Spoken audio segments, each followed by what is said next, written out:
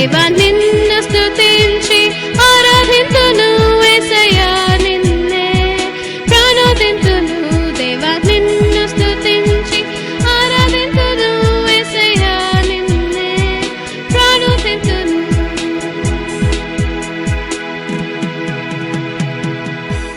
మహిమా నిరీక్షణ ప్రేక్షకులందరికీ యేసుక్రీస్తు ప్రభుల వారి అతి శ్రేష్టమైన నామమున శుభములు తెలియజేస్తూ ఉన్నాం. నూతనంగా ఈ యొక్క కార్యక్రమాన్ని చూస్తున్న వారికి మా యొక్క ఆహ్వానం తెలుపుతూ ఉన్నాం. ఈ యొక్క కార్యక్రమం మీ అందరికీ ఆత్మీయమైన మేలును కలిగిస్తుందని నమ్ముచు ప్రభువును స్తుతిస్తూ ఉన్నాం. యేసుక్రీస్తు ప్రభుల వారు ఆయన యొక్క కృపా వర్షం, ఆయన యొక్క దీవెనలు మీ అందరిపై సమృద్ధిగా కురియాలని అనుదినము మీ కొరకు ప్రార్థిస్తూ ఉన్నాం. ఈ దినం ఒక ప్రత్యేకమైన అంశాన్ని మీ ముందుకు తీసుకుని రావాలని కోరుతూ ఉన్నాను. మనం అనేక సార్లు అనుకుంటాం మనం బుద్ధిమంతులమని. అయితే దేవుడు మనల్ని బుద్ధిమంతులుగా చూస్తున్నాడా, బుద్ధిహీనులుగా చూస్తున్నాడా? నీవు దేవుని దృష్టిలో బుద్ధిమంతుడువా, బుద్ధిహీనుడవా అనే అంశాన్ని మీ ముందుకు తీసుకుని రావాలని కోరుతూ ఉన్నాను. లూకా సువార్త 15వ అధ్యాయం 11వ వచనం నుండి 32వ వచనం వరకు, మరియు మత్తయి సువార్త 24వ అధ్యాయం 42వ వచనం నుండి 51వ వచనం వరకు ఉన్న భాగాన్ని మనం ఈ దిన వాక్యం భాగంగా మనం ధ్యానించుకుందాం. లూకా సువార్త 15వ అధ్యాయంలో యేసు ప్రభువారు ఒక ఉపమానాన్ని చెప్పారు. ఒక మనుషునికి 2 కుమారులు ఉన్నారు. 2 కుమారుల్లో ఒక చిన్నవాడు తన తండ్రి దగ్గరికి వచ్చి ఆస్తిని నాకు పంచి ఇవ్వమన్నాడు. పంచి ఇవ్వమన్న తర్వాత తండ్రి పంచించాడు. పంచిచ్చిన వెంటనే ఆ యొక్క ఆస్తిని తీసుకొని దుర్వ్యాపారం చేత ఆస్తినంతా పోగొట్టుకున్నాడు దూరదేశంలో. ఆ విషయాలను ఆ యొక్క 15వ అధ్యాయంలో మనం చూస్తాం. తరువాత అక్కడ రాయబడి ఉంది 15వ అధ్యాయం 17వ వచనంలో బుద్ధి వచ్చినప్పుడు అని రాయబడి ఉంది. బుద్ధి వచ్చినప్పుడు మళ్ళా తండ్రి గుర్తుకొచ్చి తండ్రి దగ్గరికి వచ్చి నేను నీకు విరోధంగా పరలోకానికి విరోధంగా పాపం చేశానని ఒప్పుకున్నాడు. ఒప్పుకున్న వెంటనే తండ్రి తనను తన కౌగిట్లో చేర్చుకొని తన ఇంటికి ఆహ్వానించాడు. తన ఇంట్లోనికి మరలా తిరిగి చేర్చుకున్నట్లుగా ఆ యొక్క వాక్య భాగంలో రాయబడి ఉంది. మత్తయి సువార్త 24వ అధ్యాయం 42 నుండి 51వ వచనం వరకు మనం చూస్తే ఆ వాక్య భాగంలో యజమానుడు ఒక గృహ నిర్వాహకుడికి పని అప్పచెప్పాడు. తాను దూరదేశం వెళ్తూ గృహాన్ని అంతటినీ అప్పచెప్పి నీవు ఇదంతా చూసుకో అని చెప్పాడు. చెప్తే ఈ యొక్క దాసుడు ఆయన యజమానుడు చెప్పిన పని మర్చిపోయి తాను ఇష్టం వచ్చినట్టుగా జీవించసాగాడు. తినుచు త్రాగుచు తోటి దాసులను కొడుతూ ఉన్నాడు. అప్పుడు తానెరగని గడియల్లో యజమానుడు వచ్చి తనను శిక్షించినట్టుగా ఆ విషయాలు మనం చూస్తాం. మత్తయి సువార్త 24వ అధ్యాయం 45వ వచనంలో యేసు ప్రభువారు అంటున్నారు, ఆ యొక్క ఇంటి మీద ఉంచిన నమ్మకమైన బుద్ధిమంతుడైన దాసుడు ఎవడు అని అక్కడ మాట్లాడినట్టుగా మనం చూస్తున్నాం. కాబట్టి బుద్ధిమంతుడైన దాసుడు లేక బుద్ధిమంతుడు అతని యొక్క లక్షణాలు ఏంటో మనం చూద్దాం. దానికంటే ముందుగా బుద్ధిహీన లక్షణాలు మనం చూద్దాం. ఓ చిన్న ఉదాహరణ మీకు చెప్పాలని నేను ఆశిస్తూ ఉన్నాను. ఒక పండితుడు ఒక ఊరి నుండి వెళుతూ ఉన్నాడట. తాను చేసిన ఉపకారాన్ని బట్టి కొంతమంది ఒక మేకపిల్లను బహుమానంగా ఇచ్చారట. ఆ మేకపిల్లను తీసుకుని వెళుతూ ఉన్నాడు ఈ యొక్క పండితుడు. 4 ఆయన వెంటబడ్డారట. ఆయన వెంటబడి ఆ మేకపిల్లని ఏ విధంగా కాజేద్దామని చెప్పి ఒక ప్లాన్ వేసి వీళ్ళు ముందుగా వెళ్ళిపోయారట. అతనికి ఎదురుగా వచ్చినట్టుగా వస్తున్నారట. మొదటి వ్యక్తి వచ్చి, ఏమయ్యా పండితుడా, నీవు కుక్క పిల్లని తీసుకెళ్తున్నావు, కుక్కని ఇట్లా కట్టేసుకుని తీసుకెళ్తున్నావు ఎందుకు అని అడిగాడట. అడిగితే లేదు నేను మేకపిల్లనే తీసుకుని వెళ్తున్నాను అన్నాడట. తర్వాత 2వ వాడు వచ్చాడు, అదేవిధంగా ప్రశ్నించాడు, అదే సమాధానం చెప్పాడు. 3వ వాడు కూడా అదే విధంగా ప్రశ్నించాడు, ఈ పండితుడు అదే విధంగా సమాధానం చెప్పాడు. అప్పుడు ఇతనికి అనుమానం కలిగింది, నిజంగా నేను మేకపిల్లని తీసుకెళ్తున్నానా లేకపోతే ఒకవేళ కుక్కని తీసుకెళ్తున్నానా అని అనుమానం వ్యక్తం చేశాడు. తర్వాత 4వ వ్యక్తి ఆ విధంగానే అనడం చూసి నిజంగానే ఇది మేకపిల్ల కాదు, ఇది కుక్క అనుకుంటా అని చెప్పి నేను ఎంత బుద్ధిహీనుని అని చెప్పి దాన్ని వదిలిపెట్టాడు. అప్పుడు వీళ్ళందరూ నవ్వుకొని ఆ యొక్క మేకపిల్లను తీసుకుని వెళ్ళారట. అంటే బుద్ధిహీనులు అని అపహాస్యం చేసేవాళ్ళు చాలామంది ఉంటారు. మనుషులు చాలామంది బుద్ధిహీనులు అంటారు. కానీ దేవుడు మనలను బుద్ధిహీనుడు అంటే అది ఎంత ఘోరం అండి. కాబట్టి మనం బుద్ధిమంతులమా బుద్ధిహీనులమా అని మన చేష్టల ద్వారానే మనం చెప్తాం. కాబట్టి బుద్ధిహీనుని యొక్క లక్షణాలు కొన్ని చూద్దాం. బుద్ధిహీనుని మొదటి లక్షణం ఏంటంటే తనలో తాను అనుకుంటాడట. ఏ విషయాలు అనుకుంటాడు? మొదటిగా మనం కీర్తనలు 14:1 చూస్తే దేవుడు లేడని బుద్ధిహీనులు తమ హృదయముల్లో అనుకుందురు. కాబట్టి ఈ దినాల్లో అనేకులు దేవుడు లేడు అనే అభిప్రాయం కలిగి ఉన్నారు. దేవుడు లేడు అంటే మనమే లేము. ఎందుకంటే సైన్స్ చెప్తుంది, అన్ని విధాలుగా మనకు ఈ సైన్స్ అభివృద్ధి చెందిన దినాల్లో ఎన్నో ప్రూఫ్స్ ఉన్నాయి దేవుడు ఉన్నాడన్న సంగతి. చాలాసార్లు అది తెలిసి కూడా చాలామంది బుద్ధిహీనంగా మనం ప్రవర్తిస్తూ దేవుడు లేడు అంటాం.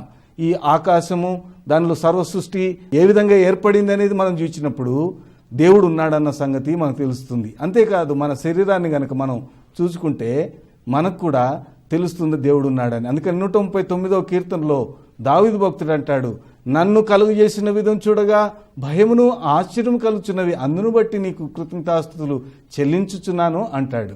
కాబట్టి ఆ దేవాది దేవుడు ఉన్నాడన్నది సత్యం, దేవుడు మనల్ని సృష్టించాడన్నది కూడా పరమ సత్యం. కాబట్టి దేవుడు లేడని బుద్ధిహీనులు అనుకుంటారు. తర్వాత రెండవదిగా తన కొరకే తమ సమస్తాన్ని సమకూర్చుకునేవాడు బుద్ధిహీనుడు. లూకాసు వార్త 12:17 నుండి 21 వరకు యేసు ప్రభువారు ఒక ధనవంతుని గురించి చెప్తున్నారు. ఆ ధనవంతుడికి బాగా పంట పండిందంట. పంట కూర్చుకోవడానికి కొట్లు సరిపోలేదట. అందుకని కొత్త కొట్లు కట్టించాడట. దానిలో అంతా ధాన్యాన్ని సమకూర్చుకున్నాడట. సమకూర్చుకున్న తర్వాత అంటున్నాడట ఆ ప్రాణంతో, ప్రాణమా తినుము త్రాగుము సుఖించుము, అనేక సంవత్సరాలకు పంట కూర్చాను అంటున్నాడట. అప్పుడు దేవుడు అంటున్నాడు, వెరివాడా, ఈ దినాన్ని నీ ప్రాణాన్ని అడుగుతున్నారు, నువ్వు సంపాదించిందంతా ఎవనివగును. ఈ దినాల్లో అనేకులను చూస్తున్నాం, కోట్ల కొద్ది ఆస్తి సంపాదించుకొని తరాలుగా ఆస్తిని సమకూర్చుకొని తమకు తాము సమకూర్చుకుంటూ ఇతరులకు ఒక పైసా కూడా ఇవ్వనటువంటి వాళ్ళని అనేకులను చూస్తాం. కాబట్టి ఒకవేళ నీ ప్రాణం పోతే ఏమవుతుంది అని ఆ యొక్క ధనవంతుడిని ప్రశ్నించాడు. కాబట్టి తనలో తాను అనుకుంటున్నాడు, బయటికి కూడా అనలేదు. తర్వాత మూడో వ్యక్తిని మనం చూద్దాం. తానే గొప్ప అనుకునేవాడు, తనలో తానే గొప్ప, ఇతరులు తక్కువ అనుకునేవాడు. లూకాసు వార్త 18:12 మనం ఆ విషయాన్ని చూస్తాం. ఇద్దరు వచ్చారట దేవుని దగ్గర ప్రార్థన చేయడానికి. ఒకడు పరిసయ్యుడు, ఇంకొకడు సుంకరి. సుంకరేమో తలెత్తుకోవడానికి కూడా అతనికి ధైర్యం చాలక తగ్గించుకొని ప్రార్థించాడు.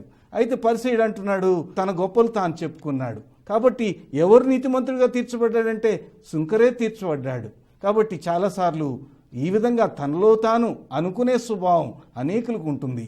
కాబట్టి ఇతను గొప్పగా అనుకుంటున్నాడు. ఎవరైనా గొప్పగా అనుకుంటూ ఉంటే ఆ సమయంలో దేవుడు అంటాడు, బుద్ధిహీనుడా. తర్వాత ఇతరుల గురించి చెడుగా తనలో తాను అనుకునేవాడు కూడా బుద్ధిహీనుడట.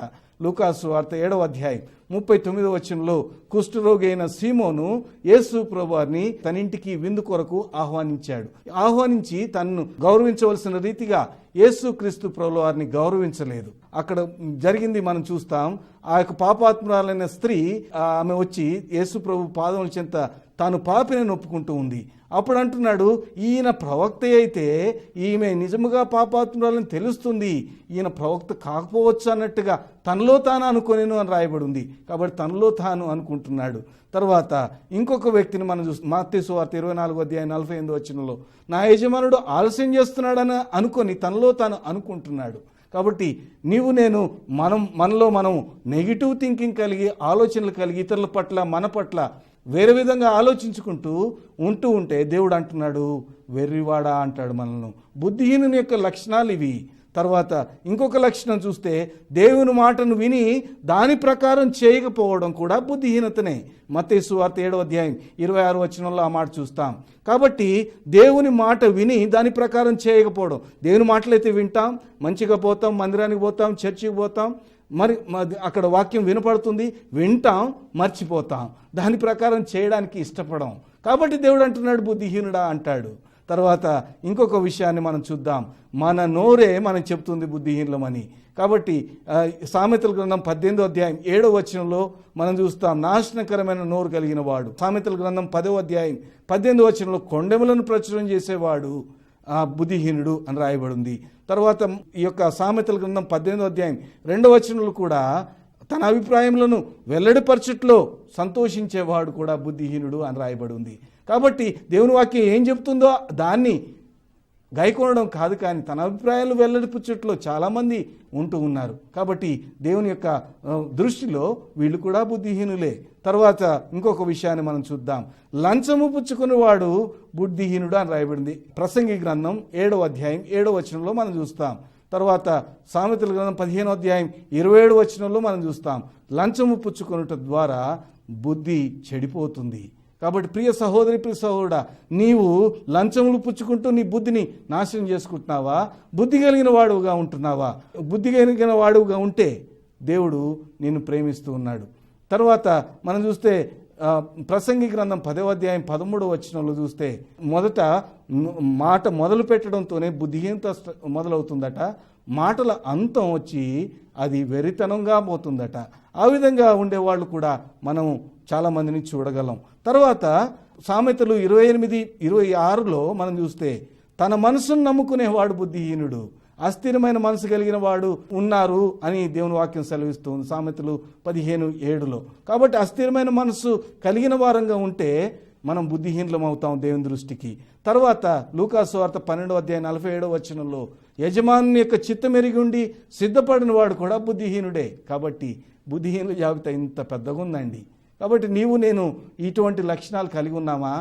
ఆయన చింతించొద్దు. ఒకవేళ ఈ లక్షణాలు ఏమైనా నీవు చింతించొద్దు, ఎందుకంటే ఆయన నిన్ను బుద్ధి కలిగి వాడుగా చేయగలడు. Lord can transform a fool into a tool. ఆయన యజమానుడు లేక దేవుడు నిన్ను బుద్ధిహీనుడి నుండి ఆయన తన సాధనంగా చేసుకోగలిగిన శక్తిమంతుడైంటున్నాడు. ఎందుకనంటే అపోస్తులైన పౌలు యొక్క జీవితంలో అదే జరిగింది. అపోస్తుల కార్యములు 9వ అధ్యాయం 15వ వచనంలో దేవుడు అంటున్నాడు, ఈయన నేను ఏర్పరచుకున్న సాధనమై ఉన్నాడు. పౌలు గారు తానే స్వయంగా చెప్తాడు. తిమోతికి రాసిన మొదటి పత్రిక 1:13లో ఆయన చెప్తాడు, నేను బహు దౌర్భాగ్యుడిని, దుర్మార్గుణ్ణి నేను అని చెప్తాడు. కాబట్టి తన జీవితాన్ని మార్చి ఆయనకు అనుకూలమైన సాధనంగా మార్చుకున్న దేవుడు నిన్ను కూడా ఇది నాన్న మార్చ శక్తిమంతుడైంటున్నాడు. కొరింథీయులకు రాసిన మొదటి పత్రిక 1:27లో రాయబడిన మాట ప్రకారంగా దేవుడు జ్ఞానులను సిగ్గుపరచడానికి వెర్రివారిని ఏర్పరచుకున్నాడు. ప్రియ సహోదరి, ప్రియ సహోదరుడా, నిన్ను ఫూల్ అని ఎంతమంది అనొచ్చు, కానీ దేవుని దృష్టిలో నీవు ఒక ప్రశస్తమైన టూల్. నీవు దేవునికి ప్రశస్తమైన సాధనంగా మార్చగలిగిన శక్తిమంతుడైంటున్నాడు దేవాది దేవుడు. కాబట్టి నిన్ను బుద్ధిమంతుడిగా చేయడానికి ఇష్టపడుతూ ఉన్నాడు. బుద్ధి గలవాడు దేవునికి ఇష్టడైంటున్నాడు, రాజులకు ఇష్టడు. సామెతలు 14:35 మాట చూస్తాం. రాజులకు బుద్ధిమంతుడు ఇష్టడట. కాబట్టి బుద్ధిమంతుడు ఎవడు? బుద్ధిమంతుని యొక్క లక్షణాలు మనం చూద్దాం. మొదటి లక్షణం ఏంటంటే జీవమార్గాన్ని కోరుకుంటాడట. సామెతలు 15:24లో ఆ విషయం మనం చూస్తాం. కాబట్టి పరమునకు పోవు మార్గమును ఎంచుకునేవాడు బుద్ధిమంతుడు. కాబట్టి ఇర్మియా గ్రంథం 6వ అధ్యాయం 16వ వచనంలో రాయబడింది, పురాతన మార్గములను తరిచి చూడి మేలు కలిగిన మార్గం ఏదో విచారించి అందులో నడుచుకుని అని రాయబడింది. ప్రియా సహోదరి, ప్రియ సహోదరుడా, చాలామంది మార్గమును ఎంచడం లేదు. చాలామంది మార్గమును ఎంచకుండా వంకర త్రోవలు కల్పించుకున్నారు అని దేవుని ఒక్క వాక్యం సెలవిస్తూ ఉంది. కాబట్టి నీవు నేను ఎటువంటి త్రోవ కల్పించుకున్నాం? యెషయా గ్రంథం 59:8వ వచనంలో మనం ఆ మాట చూస్తాం. వంకర త్రోవలు కల్పించుకున్న వారు అనేకులు ఉన్నారు. తన ఎదుట సరిగా కనబడు మార్గం కనబడుతుంది, అది తిరిగి అతన్ని నాశనంకు తీస్తుందని సామెతలు 16:25లో వ్రాయబడింది. ఒకవేళ నీవు ఎంచుకున్న మార్గం సరైందా కాదా?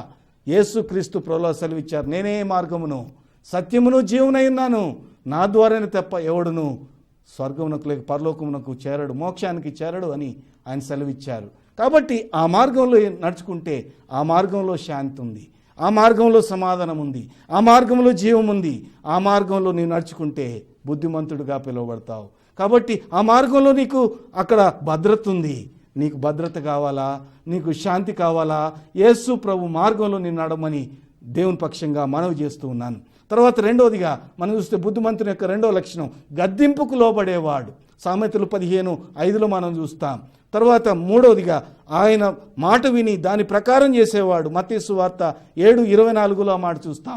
గద్దింపుకు లోబడే లక్షణం మనం కలిగి ఉండాలి. దేవుని యొక్క వాక్యం గద్దిస్తూ ఉంటే నీవు ఒప్పుకొని ప్రభువా క్షమించయ్యా అని ఒప్పుకునేవాడుగా ఉంటే నిన్ను బుద్ధిమంతుడు అంటాడు దేవుడు. తర్వాత ఆయన మాట విని దాని ప్రకారం చేయడానికి ఇష్టపడాలి. మత్తయి సువార్త 24వ అధ్యాయం 43వ వచనంలో మెలకుగా ఉండేవాడు బుద్ధిమంతుడు అని రాయబడింది. 44వ వచనంలో మనం సిద్ధంగా ఉండేవాడు బుద్ధిమంతుడు అని రాయబడింది. కాబట్టి యేసు ప్రభువు త్వరగా రాబోతున్నారు. నీవు మెలకుగా ఉన్నావా? నీవు ఆయన కొరకు సిద్ధపడి ఉన్నావా? చాలాసార్లు మెలకుగా ఉంటాం కానీ సిద్ధపడం. కాబట్టి అనేక ఖైదీలు పారిపోతున్నారు అని మనం అప్పుడప్పుడు పేపర్లు చూస్తాం. దానికి కారణం ఏంటంటే మెలకుగా ఉన్నారు, వారిని కాపలా కాసేవాళ్ళు, కానీ సిద్ధంగా లేరు, వీళ్ళు వెళ్ళిపోతారని పట్టుకోవడానికి. కాబట్టి సిద్ధంగా ఉండే లక్షణం బుద్ధిమంతుని యొక్క లక్షణం. నీవు సిద్ధంగా ఉన్నావా? తర్వాత మత్తయి సువార్త 25వ అధ్యాయం 1వ వచనంలో రాయబడిన ప్రకారంగా నూనె కలిగిన వాడు అనగా పరిశుద్ధాత్మ చేత నింపబడిన వాడు బుద్ధిమంతుడు. కాబట్టి పరిశుద్ధాత్మ చేత నింపబడడం అంటే ఏదో విపరీతమైనది చూడడం అని కాదు దాని భావం. పరిశుద్ధాత్మ యొక్క ఆధీనంలో ఉండి నడుచుకోవడం, ఆ విధంగా దినదినం నీ యాత్రను జరిగించడం పరిశుద్ధాత్మ నింపుదలకు సాదృశ్యం. నీవు పరిశుద్ధాత్మ నింపుదల కలిగి ఉన్నావా? ఆ విధంగా బుద్ధిమంతుడిగా నడుచుకుంటున్నావా? తర్వాత 7వది, అనేకులను దేవుని వైపు తిప్పేవాడు ఆ బుద్ధిమంతుడు. దానియేలు గ్రంథం 12వ అధ్యాయం 3వ వచనం, బుద్ధిమంతులు అనేకులను దేవుని వైపు తిప్పుతారు. ప్రియ సహోదరి, ప్రియ సహోదరుడా, నీవెంతమందిని దేవుని వైపు తీసుకుని వచ్చినావు? దేవుని దగ్గరకు నువ్వు తీసుకుని వచ్చిన వారు ఒక్కరైనా ఉన్నారా? ఒక్కరైనా నీ పక్షంగా అనగా నీ ద్వారా దేవుని యొక్క రక్షణ మార్గంలోనికి వచ్చారా? ప్రియ సహోదరుడా, ప్రియ సహోదరి, నీ జీవితంలో ఆయన అంటున్నాడు నీ బుద్ధిమంతుని లక్షణం కలిగి ఉండాలని చెప్తూ ఉన్నాడు. ఈ మత్తయి సువార్త 24వ అధ్యాయంలో మరియు ఈ 25వ అధ్యాయంలో కూడా మనం చూస్తే బుద్ధిగల కన్యకలు, బుద్ధిమంతుడైన దాసుని గురించి చెప్పబడి ఉంది.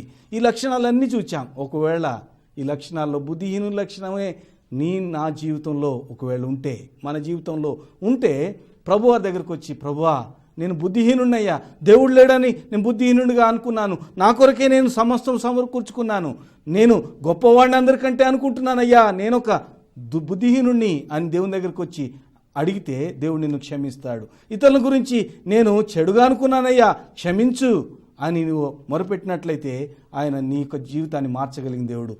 యేసు ప్రభువారు తిరిగి రాబోతున్నారు. నీవు ఆయన ఆలస్యం చేస్తున్నాడని బుద్ధిహీనుడిగా ప్రవర్తిస్తూ ఉంటే ఇది నా దేవుడు హెచ్చరిస్తూ ఉన్నాడు. ఆయన ఏ క్షణములైనా రావచ్చు. ఆయన వచ్చినప్పుడు నువ్వు ఎత్తబడే గుంపులో ఉంటున్నావా? నీ జీవితం మార్చబడిందిగా ఉంటుందా? ఒకవేళ ఇంకా జీవితం మార్చబడకపోతే, బుద్ధిహీన లక్షణాలు కోకలుగా నీ జీవితంలో ఉంటే ఆయన దగ్గరకు వచ్చి, యేసు ప్రభువా నేను పాపినయ్యా, నన్ను క్షమించు ప్రభువా, నీ రక్తంతో నన్ను కడిగయ్యా, నాకు నిజమైన శాంతి సమాధానమే ప్రభువా అని నీవు గనక ఒక్క నిమిషం హృదయపూర్వకంగా ఒప్పుకోగలిగితే ఆయన అంటున్నాడు నేను క్షమిస్తానంటున్నాడు. బూదిగంత నివాసులారా నా వైపు చూచి రక్షణ పొందుడి అంటున్నాడు. ప్రయాసపడి భారం వచ్చిన సమస్త జనులారా నా యొద్దకు రండి, నేను మీకు విశ్రాంతి కలిగేస్తాను అంటున్నాడు. కాబట్టి ఆయన దగ్గరకు వచ్చి, యేసు ప్రభువా నేను పాపినని ఒక్క మాట చెప్పగలుగుతావా? నువ్వు ఏ మతంలో చేరొద్దు నాయన, నీ పేరేమీ మార్చుకోవద్దయ్యా, నీవు బుద్ధిహీనుడు అని ఒప్పుకుంటే చాలు, నీ జీవితం మార్చబడుతుంది. ఎందుకంటే మనం అందరం బుద్ధిహీనులమే. అయితే ఆయన he can transform a fool into a tool. ఆయనకు ఇష్టమైన సాధనంగా మార్చుకోగలిగిన శక్తిమంతుడు యేసు ప్రభువారు. పౌలు ఒకప్పుడు నేను జ్ఞాని అనుకున్నాడు, తన జ్ఞానాన్ని గురించి ఉప్పొంగాడు, తాను క్రైస్తవులను హింసించాడు. యేసు ప్రభువారిని సౌలా సౌలా నీవేళను హింసించున్నావు అనే మాట వినపడిందో అతని జీవితంలో మార్పు కలిగింది. అప్పుడు ఆయన ఏర్పరచుకున్న సాధనంగా మార్చబడ్డాడు. అపోస్తల కార్యములు 9వ అధ్యాయం 15వ వచనం చెబుతూ ఉంది, ఆయన ఏర్పరచుకున్నబడిన సాధనం. నిన్ను కూడా ఆ విధంగా చేయాలని ఇష్టపడుతున్నాడు. ఒకవేళ నీవు కూడా ఇష్టపడుతూ ఉంటే యేసు ప్రభువారి దగ్గరికి రా. దేవుడు నిన్ను పిలుస్తున్నాడు, నీ జీవితాన్ని మార్చడానికి ఇష్టపడుతున్నాడు. ఆయన నీ కొరకై తన ప్రాణాన్ని ఆ కలువరిలో అర్పించాడు. ఎందుకంటే బుద్ధిమంతులుగా చేయడానికి ఆయన ఈ లోకానికి వచ్చింది. ఎందుకంటే బుద్ధిమంతులుగా చేయడానికి, బుద్ధిహీనులను బుద్ధిమంతులుగా చేయడానికి. కాబట్టి నీ జీవితంలో బుద్ధిహీనుడు అని గ్రహిస్తే ఆయన బుద్ధిమంతులుగా చేయడానికి ఇష్టపడుతున్నాడు. పాపులను రక్షించడానికి వచ్చాను, నీతిమంతులను పిలవడానికి నేను రాలేదు, పాపులను పిలవడానికి వచ్చానని యేసు ప్రభువు సెలవిస్తూ ఉన్నారు. కాబట్టి నీవు పాపిని గ్రహిస్తే, నీవు బుద్ధిహీనుడు అని గ్రహిస్తే ఆయన నిన్ను బుద్ధిమంతుడుగా చేస్తాడు. ఎంతోమందిని మార్చిన దేవుడు నీ జీవితం కూడా మార్చడానికి ఇష్టపడుతున్నాడు. ఎంతోమంది ఉగ్రవాదులను, తీవ్రవాదులను మార్చిన దేవుడు నిన్ను కూడా మార్చడానికి ఇష్టపడుతున్నాడు. ఒకప్పుడు నా జీవితంలో కూడా ఆ విధంగా ఉన్నాను, బుద్ధిహీనుడిగా ప్రవర్తించాను. కానీ ప్రభువారు తనకు ఇష్టమైన సాధనంగా నన్ను మార్చాడు. నన్ను మార్చిన దేవుడు నిన్ను కూడా మార్చడానికి ఇష్టపడుతున్నాడు. మన సమాజాన్ని మార్చుకుందాం, మన దేశం ఉజ్వల భవిష్యత్తును మన చేతుల్లో ఉంది కాబట్టి దాన్ని తీర్చిదిద్దాం. కాబట్టి ప్రియ సహోదరి, ప్రియ సహోదరుడా, క్రైస్తవుడు దేనికి అంటే దేశాన్ని క్షేమం కోరేవాడు, దేశాన్ని అభివృద్ధిలోనికి రావాలని ఆకాంక్షించేవాడు నిజ క్రైస్తవుడు. ప్రియ సహోదరి, ప్రియ సహోదరుడా, సమాజం నాశనం అయిపోతుంటే చూస్తూ ఊరుకోలేము. కాబట్టి ప్రియ సహోదరి, ప్రియ సహోదరుడా, దేవుడు నేను పిలుస్తూ ఉన్నాడు. నీ జీవితాన్ని మార్చడానికి ఇష్టపడుతున్నాడు. నీ జీవితంలో గొప్ప కార్యం చేయడానికి ఇష్టపడుతున్నాడు. ఒకవేళ సమాజంలో భయంకరమైన జీవితాన్ని జీవిస్తున్నావా, నీ జీవితాన్ని మార్చి తనకిష్టమైన సాధనంగా మార్చుకొని దేశ అభివృద్ధి కొరకు తోడ్పడేవాడుగా నిన్ను చేస్తాడు. ఆ విధంగా చేయడానికి ఇష్టపడుతుండగా ఆయన దగ్గరకు వచ్చి, యేసు ప్రభువా, నేను పాపిని ఒక్క మాట చెప్పగలవా? ఒక ఆయన అన్నాడట, ఏం లేదండి, వాడు ఇష్టం వచ్చినట్టు జీవించినా పర్వాలేదు, కానీ వాడికి వెర్రి వచ్చిందండి, క్రైస్తవుడయ్యాడండి అన్నాడట. వాడికి వెర్రి రావడం కాదు ప్రియ సహోదరుడా, ఒకవేళ నువ్వు వింటున్నావేమో, వెర్రి రావడం కాదు, మార్చబడ్డాడు, సంతోషించు. దేశానికి ఉపయోగకరంగా మార్చబడ్డాడు, సంతోషించు. ప్రియ సహోదరి, ప్రియ సహోదరుడు, ఆ విధంగా నీవు దేశానికి ఉపయోగపడే సాధనంగా, సమాజానికి ఉపయోగపడే సాధనంగా మార్చబడాలంటే నీవు ఈ క్షణంలో నాతో కలిసి ప్రార్థించు. ప్రేమ కలిగిన మా ప్రియ పరలోకపు తండ్రి, నమ్మదగిన గొప్ప దేవ, ఎంతమంది అయితే ప్రేక్షకులు ఈ యొక్క వాక్యాన్ని విన్నారో, తమ హృదయాల్లో తండ్రి నీ వాక్యాన్ని ఉంచుకోవడానికి ఇష్టపడ్డారో వారిని బట్టి స్తోత్రం. వారిలో నీ కార్యాన్ని జరిపించమని అడుగుతూ ఉంటున్నాం. నిజమైన శాంతి ప్రదాతవు, జీవనదాతవు నీవు కాబట్టి నీ దగ్గరకు వచ్చి ఒప్పుకున్నప్పుడు ప్రభువా, బుద్ధిహీనులం అన్నప్పుడు మాకు బుద్ధినిచ్చేవాడు, జ్ఞానులను సిగ్గుపరచడానికి వెరివారిని ఏర్పరచుకున్నాని నీ వాక్యం సెలవిస్తూ ఉంది. ప్రభువా, మామూలను జ్ఞానవంతులుగా చేయడం మీకు ఇష్టం ప్రభువా. తద్వారా దేశానికి, మా సమాజానికి, మా సంఘాలకు ఎంతో క్షేమకరమైన వారుగా, ఎంతో ఉపయోగకరమైన వారుగా తీర్చిదిద్దడానికి ఇష్టపడుతున్నావు మా యవన సహోదరి సహోదరులను. అందును బట్టి మీకు స్తోత్రాలు చెల్లిస్తుంటున్నాం. ప్రతి యవన సహోదరి సహోదరుని జ్ఞాపకం చేసుకునండి. తాను దేనిలో ఫెయిల్యూర్ అయ్యాడో దానిలో సక్సెస్ అనుగ్రహించండి ప్రభువా. వారి జీవితాలను మార్చమని అడుగుతూ ఉంటున్నాం తండ్రి. ఎంతమంది అయితే రిజల్ట్స్ కొరకు ఎదురు చూస్తున్నారో మంచి రిజల్ట్స్ అనుగ్రహించండి. ఎంసెట్ మంచి ర్యాంకు అనుగ్రహించండి ప్రభువా. ఎవరైతే కాలేజ్ సీట్స్ కోసం ప్రయత్నిస్తున్నారో తండ్రి, మంచి సీటు తండ్రి, మంచి కాలేజీలో దొరకడానికి సహాయపడవలసిందిగా కోరుతూ ఉంటున్నాం. అక్కర్లో ఉంటున్న వారిని జ్ఞాపకం చేసుకుంటున్నాం. అప్పుల బాధలో ఉంటున్న వారిని జ్ఞాపకం చేసుకుంటున్నాం తండ్రి. ఎంతో అనారోగ్యంగా ఉంటున్న వారిని జ్ఞాపకం చేసుకుంటున్నాం.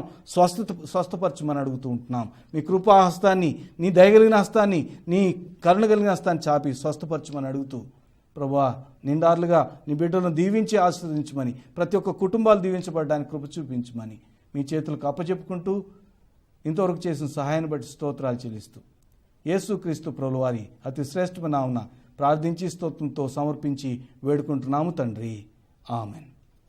మన తండ్రి అయిన దేవుని ప్రేమ, యేసుక్రీస్తు ప్రభువు వారి కృప, పరిశుద్ధాత్ముని యొక్క అన్యోన్య సహవాసము, ఆయన యొక్క తోడ్బాటు మనకును ప్రేక్షకులందరికీ ఈ లోకంలో జీవించాలని ఆశ కలిగిన ప్రతి ఒక్కరికి తోడయిండి నడిపించి మహిమ పొందునుగాక.